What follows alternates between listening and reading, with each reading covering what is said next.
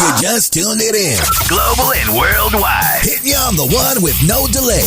Because it's the Fighter's Voice. The Fighter's Voice. With your fighting host, Richard-Ortiz. And the formidable co-host, Mr. Cole Escovedo. Remember, every fighter has a voice. Hey, welcome everybody. 2019, the Fighter's Voice Knockout Radio Show. This show today, we're going to talk about the greatest moments of the Fighter's Voice in 2018. And we're going to recap 2018 funniest fights, circus fights, best fights, some of the funniest interviews from around the world and where people just had a good time. And I'm going to go to my co-host today and let you guys know it's Mike-Rueda. Did I say it right? Rueda. What did I say, Rueda? I was thinking Ruth. He's in for Cole Escovedo, who is actually on assignment. I mean, the Fighter's Voice never sleeps. He's actually on assignment right now to further the Fighter's Voice Knockout Radio Show. I want to talk and go right off the bat before we even get started, man. I mean, how was your New Year, man? Pretty good. Slept? Had to be at work this morning. Hey, man, the Fighter's Voice is I was working. I understand that. And you know what? Talk about working. Let's work on our sponsorship. Let's give props to that. Mad Productions and Entertainment Studios, okay? Without the studio, there is no Fighter's Voice. We'd be in a garage or something. We'll be somewhere we don't need to be. Or on location grinding, doing something. Bobby Salazar Salsa, which we're going to be trying on the air, on the show. Remember, go try Bobby Salazar Salsa. They're great. And also, Red Wave Tattoo. If you want some ink done, hey, go see Red Wave Tattoo and get your 10% discount. Just say the Fighter's Voice sent you. And also, Miles Harris. He's just not your basic attorney. He's the one that goes after, okay, he'll defend you for DUI, child support, and unpaid bills, unwanted bills. He'll cover you, take care of you, go see him. And somebody got to defend people, and everybody deserves a second chance. Exactly. So go see him. And also, thumbs up for Richie. Hey, thumbs up for Richie Productions. Mike, let's come to you right now, man. I mean, but you're a boxing guru, but a lot of people don't know you hold your own when it comes to MMA. Mm-hmm. And we're going to talk about this weekend's MMA fights, man. I want you to recap on the main event, and then we'll work our way down. Because I think the Cole main event was the main event, but we'll touch on that. Let's talk about the main event, and that was Bones Jones. Well, I mean, pretty much what I expected to happen. I expected him to win. Expected him to essentially dominate the fight, and he did. I mean, he once he got him to the ground, it was easy. I mean, you've seen him. He turned him over, just unloaded on him.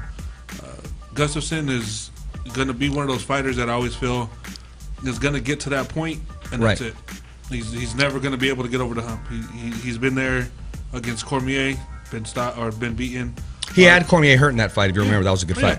But I mean, he lost that one. He got knocked out at home by Rumble, and now he's been beat by Jones twice. Yeah, he got knocked out pretty bad, bad. And when you get a knockout like that, you really never recover. Exactly. Now, what do you think his next move should be?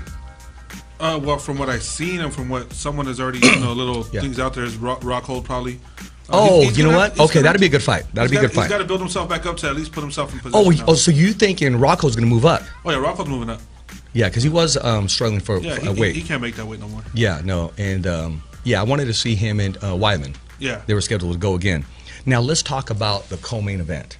I mean, let's talk about champion versus champion. Yeah. I mean, break that fight down to me. Because last week we had Zoila Frost on the show, and she had said some good things about that fight, that it was going to be either go one round or it was just going to be a classic. And she called it. It was a different outcome. Oh, yeah. And it could have went either way.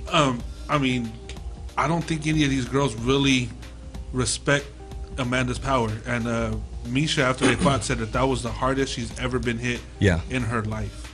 And I still don't think anybody ever respected her power enough. Ronda should have learned from Holly, but she didn't. And Cyborg. I mean, Cyborg came in there a little reckless, not paying attention, not respecting the power, got caught and never recovered. Cyborg reminded me and started coming in like Wanderlei Silva. Mm-hmm. That same style. Yeah, just ran in at her. And that was a counter left hook. That was perfectly timed. Well, you know what pissed her off was that inside kick and that looping right hand. And that caught her, and she had to retaliate right away instead of, okay, I'm going to get you, because it's all about respect and initiating that battle right in the middle of the cage. Yep. I mean, she got her good. I mean, I honestly, I'm a big Cyborg fan. I was rooting for her, but I mean, you can't take nothing away from Amanda. I'm going to be honest with you. I am too. And I'm not McGregor calling everything, but I called that fight. I knew that right hand, and I was excited about that right hand. I mean, that right hand is like a Tim Witherspoon right hand, kind of a looping right hand. Right over the top. And even when she missed, when she was up against, when she was being forced to move backwards, she was still throwing that right hand because she knew that was going to be the one to dictate the fight and the game changer. And it was the little step back. Exactly. Check left hook. Bam. That's what started the whole thing. As soon as she dropped her, she knew she could hurt her. Is she the greatest of all time? Women's fighter? Hands down. Yeah. Well, MMA women's fighter. I'm not going to say fighter, period, only because we don't, and it's never going to happen. We're never going to see her against Layla Ali, Christy Martin, Ann Wolfe. I'm sorry. That fight never. The greatest women's fighter of all time. Fight never happened. Ann Wolfe and Layla Ali. Yeah. And that'd have been great. Yeah, but and that's the thing. We'll never see Amanda against them in straight boxing. So. You know what? Okay, I'm gonna take out of a Conor McGregor, a little seed from him. I would like to see Amanda Nunes in there in a boxing match to see how she does. Oh, I would love to see it because I think she has that discipline and she has that belief. Yeah, she does. She has the skill and she has, as you said, the discipline and she has the want. Yeah. If she puts her mind to it, she seems like one of those fighters. She's going to do it. Yeah, I think so. She has a self-confidence that she doesn't believe anybody could beat her. I think so. She goes about it in the right way. I think so. And that's already leaving a mark. That's already leaving a mark in this new year that's going to happen because 2019, we're expecting more events like this. Now, if you guys are following us and we're streaming right now, if you want to let us know what your favorite fights were, let us know. I want to know exactly what you're thinking because I'm going to put you on the hot seat, Mike. 2018, what are the most memorable fights for you in boxing? Just some of your top five. Top five of the year: Valdez, Quigg. It was really the first fight I had been outside of Fresno in, and it was a classic fight. Both guys were hurt. Yeah. Broken bones, facial broken bones. Yes, exactly. And that was a great fight. Ramirez-Orozco was a great fight. Ramirez-Orozco is one of the greatest fights to ever take place in Fresno, California. That was awesome. And for 1 week, it led as far as views on ESPN. Yeah, that was.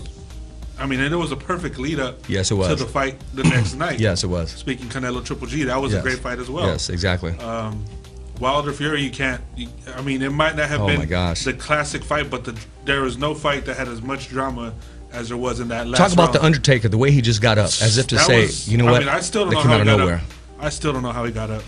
You know what? You can actually see his soul leaving his body. Yeah. He just dug in deep and just got up. You know those times, ladies and gentlemen, when you're just sleeping and for no reason, you'll just wake up right there and you go, "Oh man, just in time. I don't even know how I got up."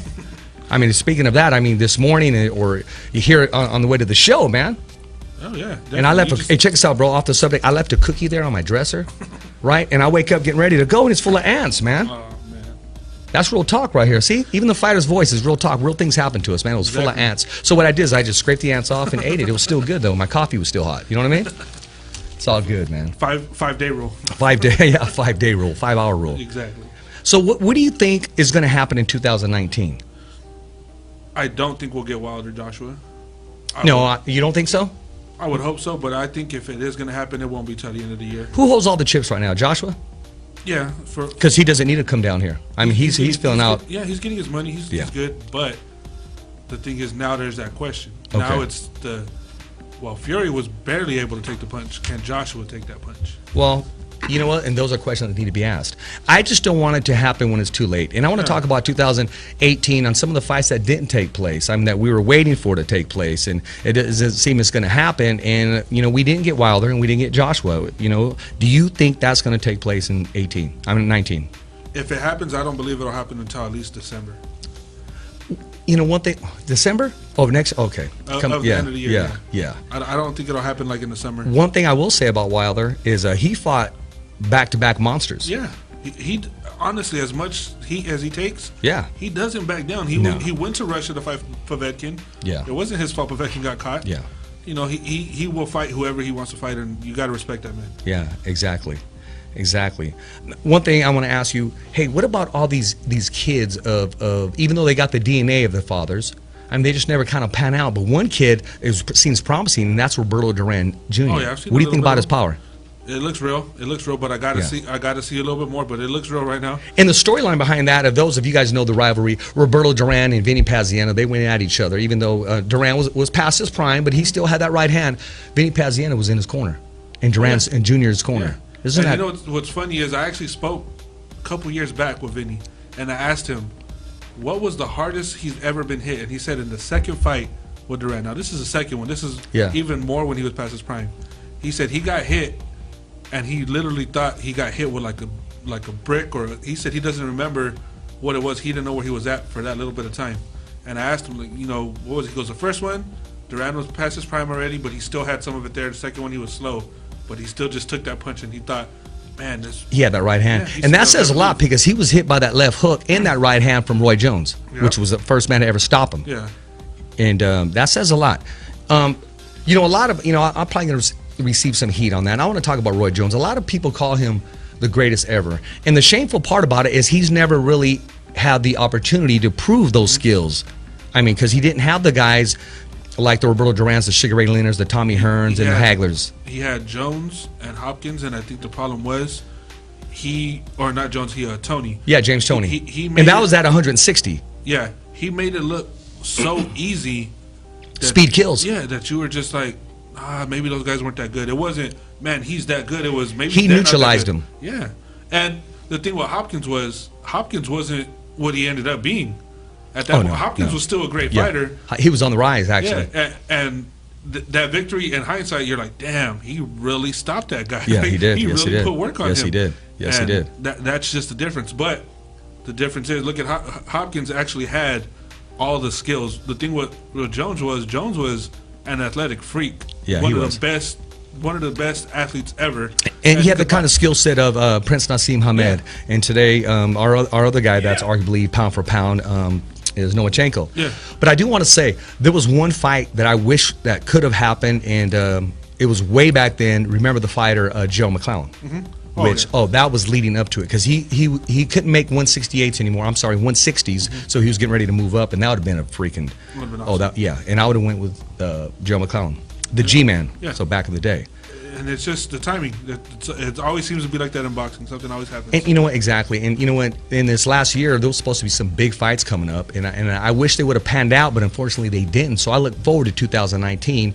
And one of them, when we come back from commercial, we're going to talk about him. And that's the Avenal Kid. That's Jose-Ramirez. We're going to talk about his big fight, February 10th, Fresno Save Mart Center. But I also want to talk about the undercard, the names that are on that card, the who's who of top-ranked boxing. Remember, this is Richard-Ortiz with the Fighter's Voice. We're going to take a commercial break, and we'll be coming right back. Hi, I'm Jose-Ramirez. I'm Bob Arum. Hi, I'm Robert Garcia, and I'm with the Fighter's Voice. The only radio show knocking out the competition. Fighter's Voice Radio Show.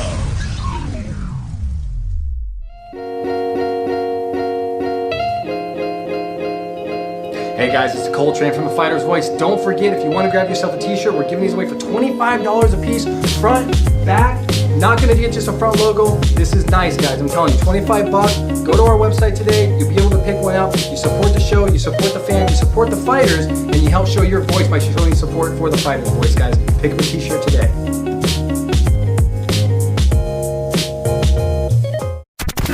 I'm Bob Arum, and I'm with the Fighter's Voice. My name is Andre Ward. Knocking out the competition. Fighter's Voice! The Fighter's Voice. Hey, and we're back. Richard-Ortiz. I'm your host of the Fighter's Voice, and my co-host tonight is Mike-Rueda. Rueda. Man, I'll keep going until I get it right, man. You know, I mean, just like the Dodgers, we're going to keep showing up to the World Series till we finally win, till we get it right. You know what? I do want to talk about some events coming up. You know, January 19th, we got 209 Beatdown. The Extreme Cage Fighting, that's in Stockton, California. The 209. Things happen all around the world, not just in the 559. Now, that's going to take place at Stockton-Civic-Auditorium, and the doors open at 4 p.m. Get a hold of their promotions team, and they are still looking for sponsors. And that's going to be a great event. You know, the Stockton Beatdown, and I want to call it the Stockton Beatdown because they call it the 209 Beatdown, but I like to call it the Stockton Beatdown. It takes place there. They're making a move in the amateur MMA world. They really are. I mean, we have, it's okay, make the mic your friend. We have another, we have some events taking place out here in this area, Fresno, some amateur fights too, but I like the ones that Tachi Palace puts on as well. They always put on a great event. And MMA, it's starting to rise, man. I mean, it's taking off. I mean, with the Bellators, the UFCs, and now the Copa-Combate. I mean, they got things going on, and I'm looking for some great events coming up. January 19th, also, we have MMA scheduled. It's in Ontario, California. And the location, I'm talking about the card, is to be determined right now, but they're still looking for weight classes in the 170s and the 165s. And it's called the what's it called? Endeavor. Endeavor, yeah. That's going to be taking place. And also, Bellator, January 26th. Fedor Boris Bader. Hey, man, Darth Vader. Yeah, I think Fedor comes back. Oh, I think Fedor drops that right hand on him. Yeah, he looked real good against Chael, and I was a little surprised there. But yeah, I mean, Bader's got skills. Bader's a good fighter, but I just think this is maybe Fedor's last run. Oh, you think so? Yeah, I mean, he's taking some beatings. Well, hey, one way to go out though. Yeah. That's why I don't think he's going to get knocked out, but I think he's going to win. I believe he's going to win, and I believe he'll win that tournament. You know, that's going to take place in Los Angeles, California. You never know. We may be heading that way. And talking about heading that way, the Fighter's Voice in 2019, we're going to take this outfit on the road. We're going to, pack the bags and just go on location. So give us a story and we'll be there. We'll take it on the road in your restaurant and sponsorship. We're always looking and we're always inviting and anticipating of good news. Now, talking about good news, it does not take away from February 10th, Fresno, California. The super lightweight WBC champion of the world, Jose-Ramirez, defends his bout once again in his hometown. Give us your whole take on that event. And then I want to talk about the undercard. Well, it's on a Sunday, which is pretty cool. I mean, it's a little interesting. ESPN will do that. Last time they did that with Sydney, Australia. Yeah, I like it because it's going to be the week after the Super Bowl, I believe. It's going to be a little bit less sports on TV. So why not? No, I think it'll be good, and also, it's smart marketing because you don't want to go head-to-head with Showtime Boxing that Saturday, which is a great card with Davis and and Mares. Yes, and he's trained by who? Robert Garcia. Exactly. So Robert Garcia will be getting on a flight. He's going to be busy. Yes, he is busy. He's talking about busy. We're going to be linking up with him soon. I want to go into it in a little more detail, but I just don't want to do it just quite yet. But the Fighter's Voice and Robert Garcia will be talking very soon, so just be aware of that, and that will take place. So let's talk about that card, man. I mean, it on a Sunday, Jose-Ramirez. I mean, can this opponent test the skills of Jose-Ramirez? Does he have anything to worry about? I know in boxing, you still got to keep your hands up. Yeah, he's a legit opponent. His only loss was against Terry Flanagan, who was a longtime champion. It was an injury that he had it was like a freak injury. Yeah. He's a good, viable opponent. The only question is I believe he's been out it's going to be about 18 months. So almost 2 years without a fight. Look for Jose-Ramirez to apply the pressure right off the bat. Could be a first, a second, or third round stoppage. He's going to test those skills. Yeah, he's going to go straight to the body. That's going to be the one thing that's always worked for him. But I want to talk about what the whole theme of that card, and that's the whole fighting for cancer, cancer awareness. Yeah. All proceeds go to the Clovis Hospital community, I believe. Yeah, it's a great event. I'm pretty sure everybody knows someone that he dedicated that to his mom. Yeah, everybody has knows someone that either had cancer, passed from cancer. So I mean, it's something that's close to a lot of people's hearts out here. Yeah, no, I think the Fresno is getting behind it, and just the whole cancer awareness. I mean, shoot, you might even have Donald Trump show up, man. Hey, he's a boxing fan. He should show up to all Mike Tyson's fights, Yeah, he's not very. Him and Jose have a great conversation. Him and Bob Arum have a great conversation. Oh, I would love to be the there. main event right there. I would love to be there for that. Oh, Bob Arum doesn't shy away. Bob Arum's already called him out a couple times. I would love to see that. He doesn't shy away. Bob Arum, if you look at Bob Arum has his own list. Okay, Arum and Trump in the ring. Arum and Dana White in the ring. Oh yeah. Arum and De-La-Hoya in the ring. I mean, who's next? Whoever wants to get down. Hey man, that's an OG right now. There's a reason why they call him the Godfather. Exactly. And I remember when he had to make the announcement and say, okay, this fight's not going to take place. We're talking about Jose-Ramirez's opponent when he was struggling with the weight and kind of a collapse. Yeah. When he's going up there and he's saying, hey, this fight has been scratched. And when they were booing, I mean, he's the main guy. He said, I don't know what the heck you guys are booing about. What are you guys booing about? Yeah, he put the whole crowd in check. Yeah, that was beautiful. Yeah, and it was the truth. I mean, it was exactly. The health is more important of a person right there. Exactly. I don't know how we got on that subject, man. But Bob Arum, top-ranked boxing. Yeah. He's the GOAT. He's the greatest. Yes, he's I know who's on his list. Don King. Oh yeah. Oh, they would go at it. Yeah, but they're a little bit more friendly now. Oh yeah, well it's business now. They know they love the color of money. Yeah, but back then. Oh no, it was real. Yeah. They're talking about real, man. Yeah. Talking about real. I want to talk about this jacket right now. See this jacket right here? Well, we'll talk about this jacket on the way out. Now I want to talk about that undercard, the co-main event. Correct me if I'm wrong. Andy Atibaron Vincent's. I don't know if that's the co-main, but I was hearing that he's going to be on the. Well, from what he's told me, is an 8-rounder. Not quite sure yet if maybe to go, but I do know the fighter he's taking on is this Russian guy. Tough fighter. He's never been stopped. And Andy, for some reason, Andy loves taking on those guys. He does. I mean, he likes fighting the best. Yeah, and he loves to fight the guys that have never been stopped to test his skills. And hey, what a way to come back from an injury. So I'm happy to see it. I love watching Andy fight. Whenever I speak with him, I always tell him how he's always improved, how I see his movement and his skills get better. And it's the truth. Every time he gets better. He's a hard worker, man. Yeah. He's blue collar. And talk about closing the gap, because there were so high expectations of all these other fighters coming out of amateurs, and Andy kind of got overlooked, and he's just closed the gap by hard work. He's still undefeated. There's a reason. No, exactly. And, I want to call him the son of San Jose, man, the Shark. Yep, that's Tiburon. And also on the card is the youngest ever, man. Gabriel Flores Jr. again, yeah. I mean, that footwork, man. Yeah, there's going to be big news from all of these prospects that are supposed to be there. Some of them are going to be prospects up to maybe the summer, to maybe September, and then contender status, possible jump. Okay, yeah, they're getting ready to make those jumps right there. You know what? I like where Flores is going. I just don't want to move too fast because I like him. Well, no, I want him to be longevity in the sport. I believe he'll be contender status probably by the end of the year, maybe the beginning. But he's still got to ride that wave all the way through. And I keep saying this, man. He hasn't even really grown into his man strength yet. He's only 20, or not even 20. He's 18, 19 years old. Yeah, he's still got 2 or 3 years before he even starts filling out a little bit there. Exactly, man. And also on the card, Fresno's own Isidro Ochoa. I mean, this guy just gives you angles left and right. And I'm proud to say that Mad Production Studio in the Fighter's Voice and collaboration will help sponsor him. And when I say sponsor him is Isidro Ochoa, class act, man. I mean, we're just giving, hey, if you want to sponsor him, he's looking for sponsors, man. I mean, we're just giving just a little something, little something back, because he's class act. And I know he's going to do really well in that match. And there's more I want to talk to you about before we come back from commercial, because I had a conversation with Isidro Ochoa, and I want to let you know exactly how training camp's going, what to expect, how he's looking, and just how he tells me iron sharpens iron, only because of the people, the who's who that's walking in. He's in that gym. All the time. Slippery salamander. Yes. So when we come back from commercial, we're going to talk about that and how camp's going. It's going to slide right into Robert Garcia on another topic that we want to touch. Hey, I'm your host, Richard-Ortiz with The Fighter's Voice. Taking a commercial break. We'll be coming right back. Hi, I'm Jose-Ramirez. I'm Bob Arum. Hi, I'm Robert Garcia, and I'm with The Fighter's Voice. The only radio show knocking out the competition. The Fighter's Voice Radio Show.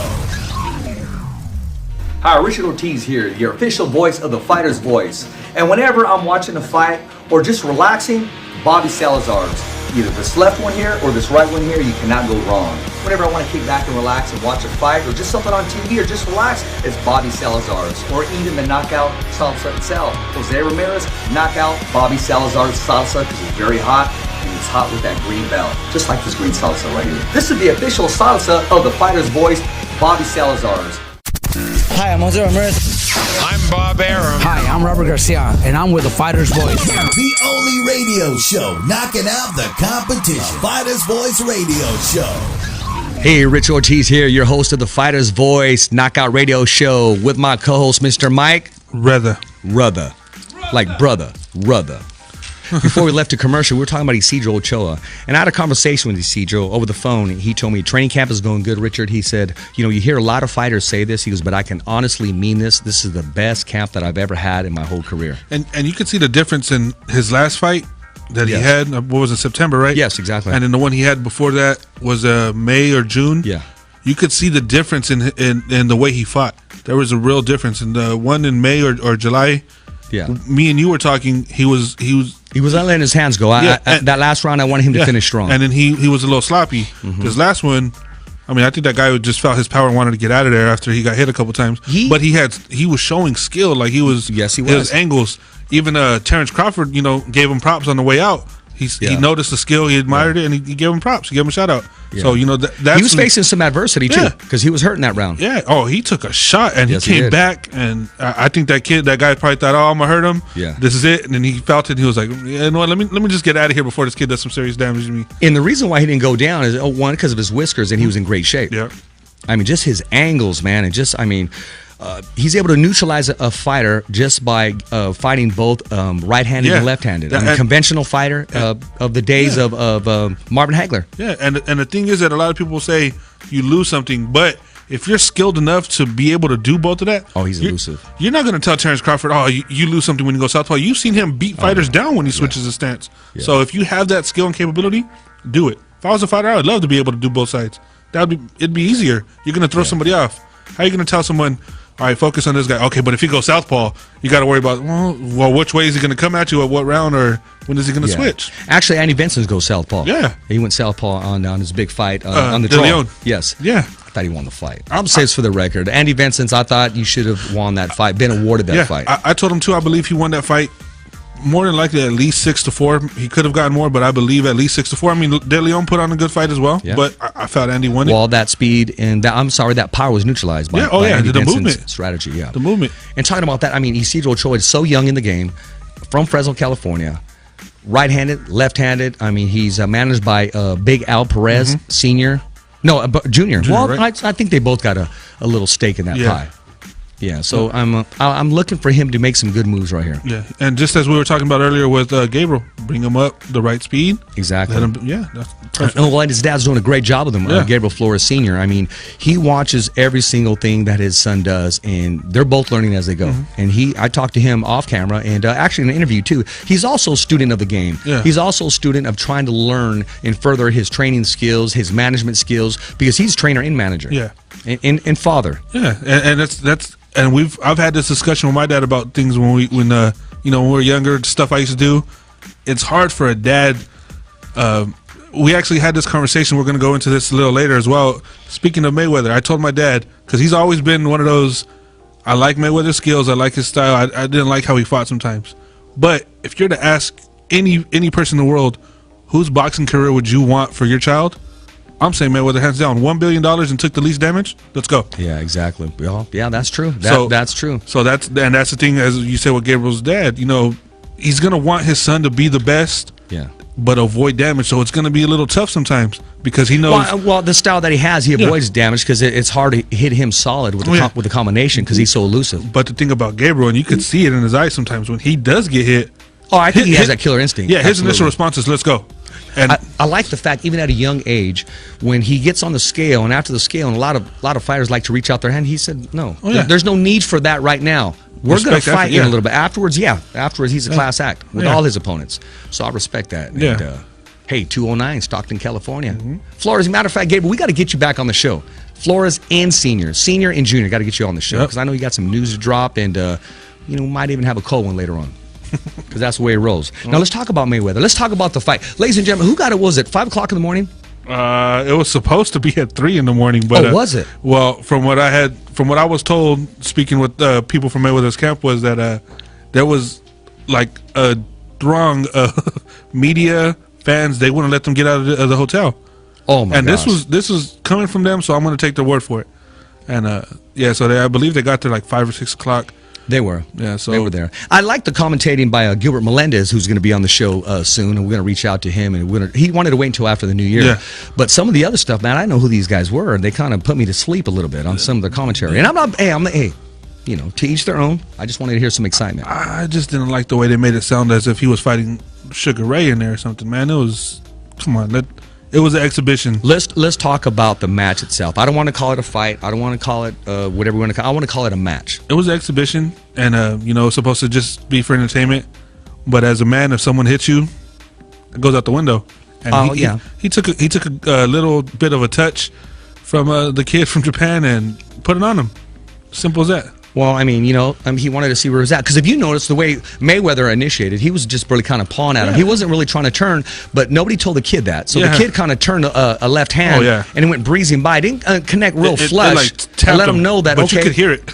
You heard that punch coming. And let him know, hey, is this the way it's going to be? Okay, let me show you what time it is. Yeah, Mayweather told him, he goes, oh, you're in one of the best, so let me show you right now. I've watched a lot of events, really, and a lot of people thought that Conor-McGregor Mayweather was a joke. I know. I mean, I bought it into it, and he put up a good fight, and people can say whatever they want, but this one right here, absolutely, oh my gosh, I don't know what to call it. It was just an event. I mean, it was an exhibition. The Mayweather-McGregor was a sanctioned boxing match. If you thought McGregor was going to win, you were out of your mind on that one. Oh, I was pulling for McGregor. Shoot. Well, there was no way he was going to win that fight. Hey, it's okay to pull. I never said he was going to win. I bet the house on him. You could root for him, but yeah, there was no way. I mean, I was rooting for Alex to beat Jones. I never thought. And I went out on a limb. I was wrong about that one. I said he would stop him, but I called the Nunes fight. So you have your own, Yeah, I mean, you win one every once in a while. Okay. You've been there off was the record no on way it. this young kid was going to touch Mayweather. That's all there was to No it. matter what, unless they would have fought MMA. Well, that was it. That was the only way that kid had a chance. Actually, they said $9 million if he kicks him. No, he $5 million. He made $9 million. Yeah, $5 million, and then whatever other fees would be assessed. Well, how? Who would have got the $5 million? Mayweather?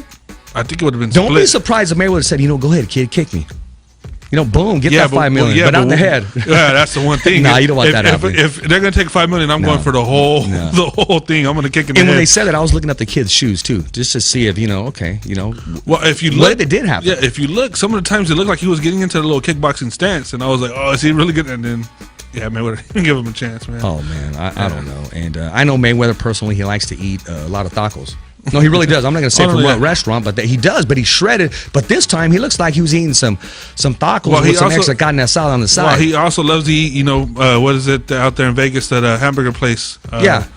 Forgot what it's called, but was it Bob's Big Boy or something like that? One of those places. And he drinks a lot of Mountain Dew. I mean, Mountain who? Yeah, we ain't gonna mention them. Yeah, but anyways, he likes to eat fast food, man. Yeah, and I mean if you got fast hands, you can eat fast food. Yeah, and he wasn't in the best of shape, but he did what he had to do. Okay, well, check this out, man. He wasn't in the best of shape. And can you imagine if he would have been in the best of shape? There was no need to. Yeah, he was in his element. I don't even need to. I don't want to think what would have happened to that poor kid that day. Oh, yeah? That's, I mean, that would have been all bad. It would have been all bad. But I tell you what wasn't all bad is when I won $500, baby, and that's what's up. But you know what I did with it? Put it on a bill. Just saying, things happen, man. We're going to take a commercial break, and I want to talk about the conversation about this jacket, man. I want to pull something out of I want to bring a story that I lived and just write about or not bragging about that really took place, that really happened, man, because there's a lot of content in my life, man. Sometimes I want to share it with people, and I always say to people, when they say, hey, what does the fighter's voice do? And I'll kind of let them know, and I said, look for yourself, because I wouldn't believe me. I mean, really, you're not going to just believe a stranger and say this exists. And they love the show, man. And, whatever followers we're trying to get, it leads up to that, man. Yep. That's what we got to do. Exactly. We're going to do more of 2019. We're taking over, man, and with some more events. And we're going to talk about that because we got 2 segments left, and we're going to wrap up the show, and we're going to have a great time. But right now, we're going to take a commercial break. Richard-Ortiz, your host of The Fighter's Voice, coming back from commercial. Hi, I'm Jose-Ramirez. I'm Bob Arum. Hi, I'm Robert Garcia, and I'm with The Fighter's Voice. The only radio show knocking out the competition. The Fighter's Voice Radio Show.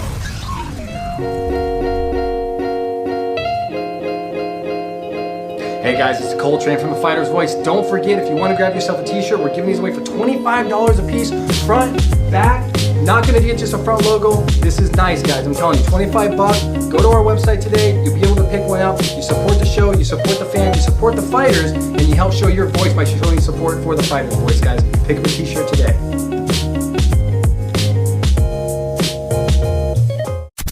Hi, I'm Jose-Ramirez. I'm Bob Arum. Hi, I'm Robert Garcia, and I'm with The Fighter's Voice. The only radio show knocking out the competition. The Fighter's Voice Radio Show. I'm Richard-Ortiz here, and I'm running the Fighter's Voice Knockout Radio Show. I got my co-host right here, Mike, and he's on the phone right now. Who do you texting, man? Speaking to a couple people real quick, getting some stories. Oh, to get some stories and feedback? Yep. See, that's one thing about Mike. Like, I can tell you a story, and, I can get some people to let me know what's going on, but Mike actually gets on the phone and he talks to these dudes, man. And we're going to start doing some things, because I'm going to pull some stuff out of the archive on some phones, conversations I used to have with some of the fighters, and I'm going to, the likes of Don King, the likes of Frankie Randall, the likes of Lou Duva, Emmanuel Stewart, and no, we didn't talk on the phone, but we sat down and we ate calzone together, and that was Hoyt's Gracie. Okay. Back when they had those little micro cassettes. Oh yeah. But the phone call conversations, I went to this one place called Radio Something, and I bought this little device, and I would put my cassette in there, so I would hook it up to the phone. I'll be able to have a conversation with these guys. So I got to go through that, find all that stuff, put on. I got all mine saved on the phone. Well, actually, I got a conversation with Frankie Randall when he said, I'm going to beat Julio Cesar Chavez. and I'm going to come into that song Hip Hop Hooray, and I'm going to be dressed as a sergeant in light blue. And when I told everybody in the neighborhood, they were like, yeah, right. Then afterwards, I mean, it was just crazy. First loss of Chavez's career right there. Yeah, with that right hand, man. Finally put him down, right on the chin. Yep. Frankie the Surgeon Randall. I wanted him to fight Pernell Whitaker, but that never happened. Yeah. You know, talk about fights that never happened. Hey, in that era, was there a fight that sticks out to you that never happened? Lewis and Bo. Oh, there you go. That's a good one, too. And think, I was only 4 or 5 years old when this was going on. But as I'm a historian of it, so as I'm growing up, I'm like, why did they never fight? Then I see Bo throwing his title in the trash. It's like, oh, yeah. Come exactly. on, man. He was with promoted and managed by Rock Newman. And then closer one, Morales Marquez. That would have been a good fight, too. Everybody else fought around each other. Yeah. And they never did. Well, Maldrick Taylor never fought Pernell Whitaker. I wanted to see that fight. Or Maldrick Taylor or Pernell Whitaker, they never fought Hector Camacho. Yep. And that could have been a little round robin. And throw Julio Cesar Chavez back in there, too. But I think there is the beating, even though, I mean, you could say what you want to say. About Maldrick Taylor? If he would have won, but, I mean, he took a serious beating against Chavez. That did some... I mean, if you watch him now, hear him talk. That did some long-term effects to him. Yeah. So, I mean, he was never the same after that fight. Talking about long-term effects, we're talking about, did you know in 2018, it was an April 10th, Bare Knuckle made a comeback. Mm-hmm. That was the first time since 1889. Yep. And look for Bare Knuckle fights to take place in 2019 and just raise the bar. Because definitely. The who's who of people are going out into this Bare Knuckle stuff. Oh, yeah. And, I mean, hey, they got the event coming in Tijuana. And they got a lot of co-signers like Stitch Duran, who's attending all these events, and he's helping out. He's a part of it. Yeah, exactly. Yeah. Oh, so what's your whole take on the whole bare knuckle? I mean, hey, if you like fighting, you're going to like it. There it is there. It's simple as that. It's like they've always said, if you're walking down the street, there's someone playing basketball, there's kids playing football, and there's a fight, your attention's automatically going to go to, hey, these dudes are fighting. I mean, you're not going to watch some kids playing basketball at the park looking funny. You're going to be like, hey, these guys are fighting. Yeah. That's what's going to grab your attention. That's just what grabs the attention of a person. So, well, the next one's coming February 2nd, 2019 in Culiacan, Mexico, man. So they're getting Sinaloa. There you go. Yeah, Sinaloa. Julio Cesar Chavez. Hey, which one was it that they never got paid or something? Yeah, there was some controversy in there. I don't know the facts, so I'll only touch on what I do know, that some fighters really didn't get paid. But, hey, in any MMA or boxing, there was somewhere down the line where, you know what, hey, somebody ran away with a check or a lot of fighters didn't get paid. A lot. Don King. Tim Witherspoon. Blank contract. Julio Cesar Chavez, Mike Tyson. Actually, that's another one I interviewed. Tim Witherspoon. My bad to interrupt. Yeah, Tim Witherspoon at Lemoore. Yep. So, yeah, there's history of that. You know, people getting charged for bath towels and toilet paper. So. Oh, yeah. Oh, yeah, there is, too. Oh, also Obakar. Oh, man, my these names God, keep man. Obakar, honestly, that's a random story. Yeah. One of the few people I think that he was just born in the wrong time of era of boxing. Oh, he was, my gosh. He should have been a titleist, but, I mean, look at who he fought. Yeah. Come on, man. Poor guy, man. Great fighter. He was just one of those guys. There's a lot of those guys. Yeah, Rocky Juarez most recently. Yeah. What was he, 0-5, 0-6 in title fights? It's like, come on, man. James Kitchen. Yep. I mean, you had all these other fighters. You had Sugar Ray Leonard, Tommy Hearns, and you had Michael Nunn and James Toney, and James Kitchen just couldn't win the big one. What's his name? Heavyweight, the one that was fought during Ali and all that era. The one that lost to Ali when Ali came back. What's his name? No. I just watched the movie the other day. McQuarrie. Oh, yeah, okay. Well, I mean, he's a tough guy. I mean, I don't know about offensively, but he had a chin and heart. Yeah, but let's compare it to the era when there was nobody that you would say of a heavyweight titleist. Yeah. He could have won one with the 5 belts. I mean, yeah, you had Tate there. You had Mike Weaver there. You had, gosh dang it, who did Tyson win the title from the first time? Terrell Burbick. And all these guys, they just, exactly. I mean, look at Larry Holmes. Even when he came after Muhammad Ali, he didn't have the career that he wanted to because of Muhammad Ali. And there was nobody there for him. That Larry Holmes jab was good to go. Yeah, but there was nobody there for him. And then when he finally had a name, when he finally had a chance to do something, look how old he was and look what he put him in. Exactly. But you hit it right now. You said, talking about a name, and I'm throwing a name at you. Freddie Roach, man. I mean, arguably one of the best trainers ever to be in a corner, to just advise you, and he's still going strong today. I mean, he's coming back for Pacquiao on the 19th. Yes, he is. He is. Yeah. I know when I saw him in LA like that, I was like, hey, Sean, hook a brother up, man. Give me a call. We'll go down there. The Fighter's Voice will go down there. Marie, give us a call. Appreciate that. Marie, man, I mean, she really takes care of everything that's going on at Wildcard Gym. And now I want to talk about this jacket right here. See this jacket? Right here, Wildcard jacket. I rarely wear it. Maybe it's my second time I'm ever wearing it, man. But I'll tell you a story. It was my birthday weekend. And my wife asked me, what did you ask me? No, yeah, she asked me, what do you want for your birthday? And you know what I said? To go to Wildcard Gym and to go pass by OJ's house. Right? No, because I was all fascinated by the whole OJ Simpson case. I was. So I talked to Marie, and she said, well, let me see what I can do. She goes, oh, it's your birthday? She said, okay, a 20-minute, we'll see if we can do, I can give you 20 minutes. You know, you can meet Freddie Roach. Yeah. And I was just happy with that. So that 20-minute meeting turned out to be 3 hours. 3 hours, and actually Freddie Roach got along with my wife more because he's originally from Canada. Oh, yeah. And he says he didn't know I was Canadian. They thought I was Irish. He just sold more tickets. That's what he said right off the bat. So they had a good conversation there. And down in the room below, it's off limits there. Oh, so, Yes. So Freddie goes, hey, come on. I heard him talking. He takes me down there, opens up the lock because he has a couple locks in there. He opens it up, and you just see the one that's on 24/7, HBO, and everything. And lo and behold, guess who's hitting the punching bag there? Manny. No. Dude, it wasn't all like that. You think he's really Manny there by himself? Shoot, come on, Hey, Manny could protect himself. Yeah, no, I'm sure he can. I'm letting you know how the story goes hand in hand. Because I asked for two things for my birthday. I wanted to go to Wildcard Gym and to pass by where the whole OJ's house and everything. So lo and behold, guess who things working on in the bag? I kind of hinted already. OJ? No, man. Kardashian? She wouldn't have been there alone, brother. I'll tell you that right now. She wouldn't have been there alone. There would have been a long line. Oh. There would have been a long line. There was a reason why it was an autograph session. There's a reason why it was Something was getting signed that day, and it wasn't a piece of paper. It's okay to say. No, listen, it was Robert Shapiro. Oh, yeah. He was hitting the bag, and he stopped what he was doing. He was, hey, how you doing? He was on Robert Shapiro. And I remember saying, yeah, I know who you are. Yeah. I said, how you doing, sir? And I said, you look pretty good. And he was, I'm trying to do what I can. But no, he was in there, had a private session only for him. And I looked outside. As we came outside, there was a nice, I'm not sure if it was a Ferrari or something. What was that? I don't know. No, really. I have no idea. Yeah. If you put the two and two together, yeah.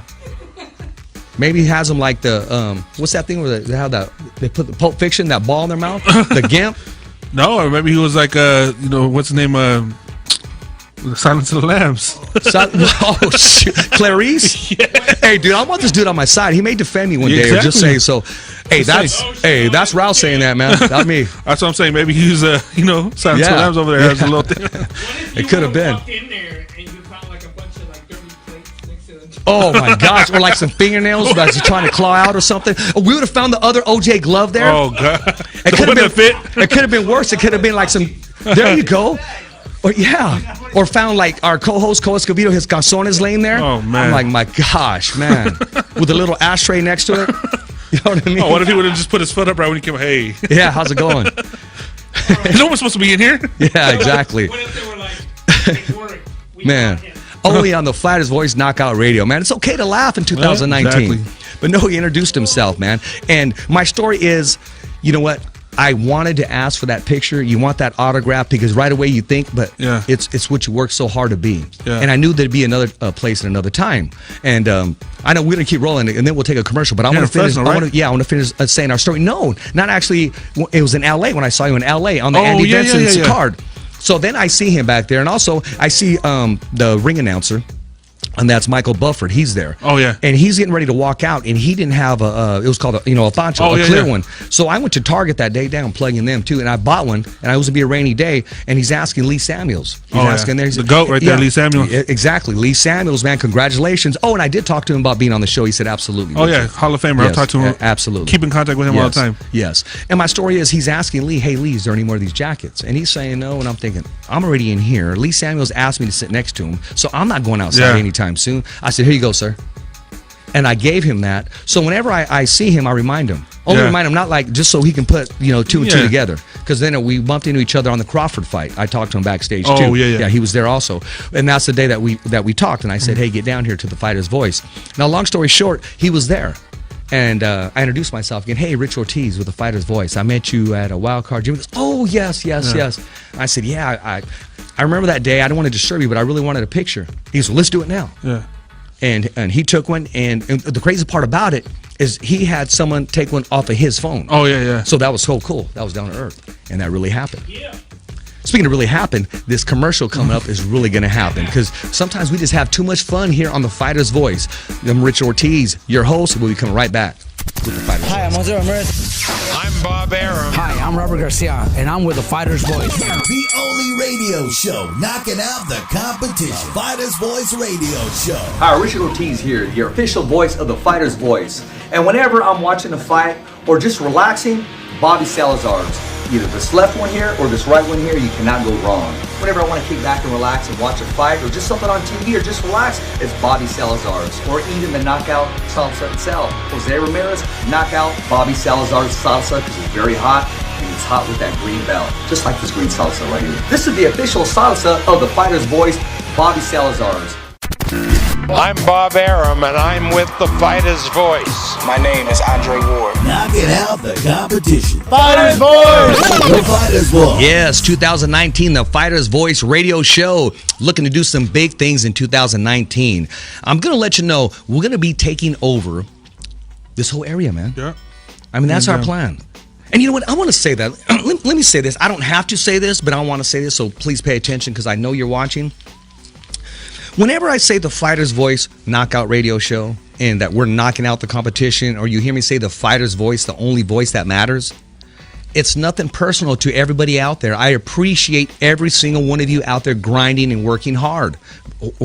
I'm glad you're there. I admire you guys and I follow you guys and I even watch you guys. I do. I pay attention. It's nothing personal. It's just a slogan. Yep. It's a slogan. If I was in Las Vegas, I would say the only voice that matters. If I was in LA, I would say knocking out the competition. When I go to Stockton, I'm going to say knocking out the competition. The takeover's here. It's nothing personal. It's a slogan. It's marketable. It sells. But if you believe in yourself, you don't want to wake up and say, today I'm going to be number 2. You always wake up and say, today you're going to be number 1. So I'm going to say to all the MMA guys out there, all the boxing guys out there, all the radio hosts, all the podcast hosts, or even these little interviews that are doing, keep grinding, man. Keep doing it. Keep pushing it. And you look to your left and right. I'm right there with you, man.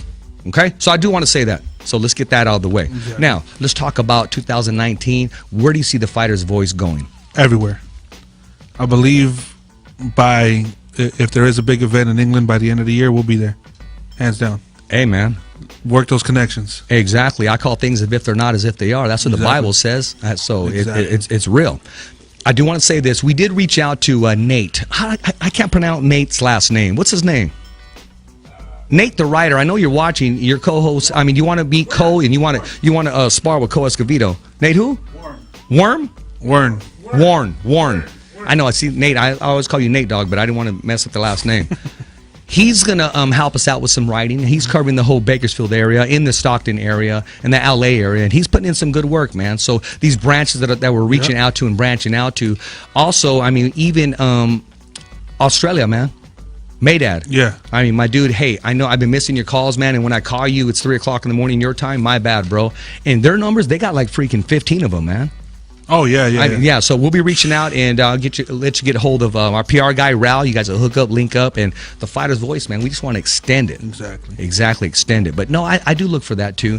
I do know we're going to do some more mobile. Mm-hmm. We went mobile for the Copa-Combate. That was a lot of fun, and it showed people we don't always have to be in the best studio in Fresno, California. Mad Productions is where it all happens, man.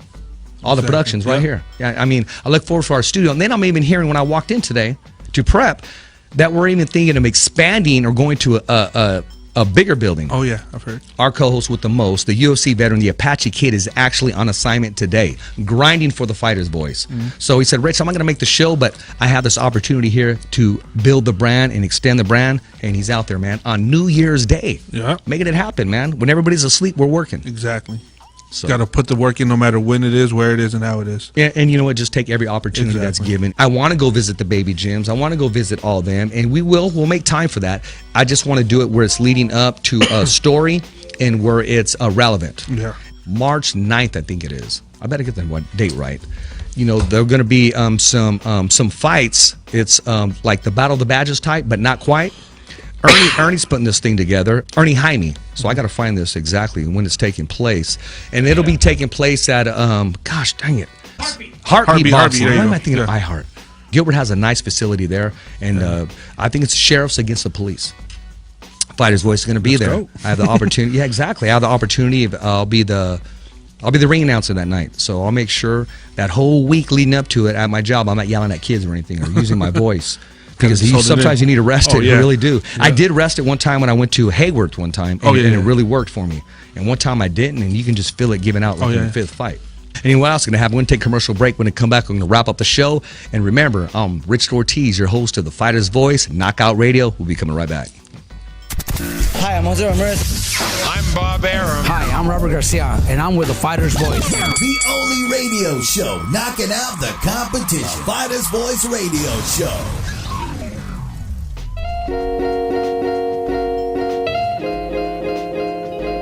Hey guys, it's Cole from the Fighter's Voice. Don't forget, if you want to grab yourself a t-shirt, we're giving these away for $25 a piece. Front, back, not going to get just a front logo. This is nice, guys. I'm telling you, $25. Go to our website today. You'll be able to pick one out. You support the show, you support the fans, you support the fighters, and you help show your voice by showing support for the Fighter's Voice, guys. Pick up a t-shirt today. Hi, I'm Jose-Ramirez. I'm Bob Arum. Hi, I'm Robert Garcia, and I'm with the Fighter's Voice. The only radio show knocking out the competition. Fighter's Voice Radio Show. The Fighter's Voice Knockout Radio Show. This is our recap, our ending of our show, but there's some topics that I still want to touch on and hint on that we'll be talking about tomorrow on the Fighter's Voice Kick-Ass podcast, and that's new events coming for the Fighter's Voice, new events coming to Fresno, and on the podcast, a little more flexible. We can give a little more detail and get inside of the fighter, get inside of our guests, and even get inside of you. Mike, let us know right now how we can keep in tune with the Fighter's Voice. Everywhere you go, we're going to be there. Facebook, the actual website, fightersvoice.com, YouTube, like it, subscribe to it, follow through, watch the videos. We do real work. We're actually out there. We're putting it on everybody else. As he said, we're knocking out the competition. There's a reason why we say it. You know, I like that, putting on real work. And actually, there's a countdown that we have on our channel right now, on the Facebook channel. It's the top 10 highlights of the Fighter's Voice on some of the interviews, and there's some great content there, and some great editing there. And you're absolutely right. We do real work, and we have the opportunity to do real work. And once that opportunity is there, we capitalize on it. So I do want to tell everybody, you know what? I hope you have a great 2019, 2018. Even if it was great, it's in the past. If it was bad, I'm glad it's in the past. We're moving forward. And we welcome all guests, okay? Even if you're from another network, another show, we welcome you to the platform because every fighter has a voice. That's the whole slogan. 2019 is going to take over. Remember, every fighter has a voice, and so do you. And that's what I'm going to be letting everybody know, that everybody has the opportunity to speak. It's like, again, it's just not going to be boxing, MMA, or bare knuckle. You don't need to put a mouthpiece in your mouth to have a voice or to be a fighter. Exactly. Slippery salamander. Slippery salamander. Everybody's fighting something, and hey. Rumbling Ralph from Phoenix, Arizona. You had the privilege and the honor, and you rocked that show in Japan on the microphone, my man. You did a great job. Keep up the good work. I was happy for you when you were on there announcing. I got goosebumps, bro, because to break bread with somebody, and somebody that you see in the capacity where you're at, bro, sky's the limit for you, man. And actually, that was his childhood dream. He had pictures of a little kid holding a microphone, a classic microphone. So awesome. You did a great job, man. Keep up the good work. Hey, as always, remember, I dedicate every show to my son, Richie. Te quiero mucho, Richie, which means I love you with all my heart, son. It's a wrap. See you guys tomorrow. Never down for the count. It's just another wrap. Thanks for listening to the Fighter's Voice Radio Show. Catch us again next week. Same when, same how. And always stay connected to the Fighter's Voice on social media. So, on behalf of Richard-Ortiz, Cole Escovedo, our special guests, and the whole crew right here at the Fighter's Voice Radio Show, saying see ya next week, right here on the Fighter's Voice.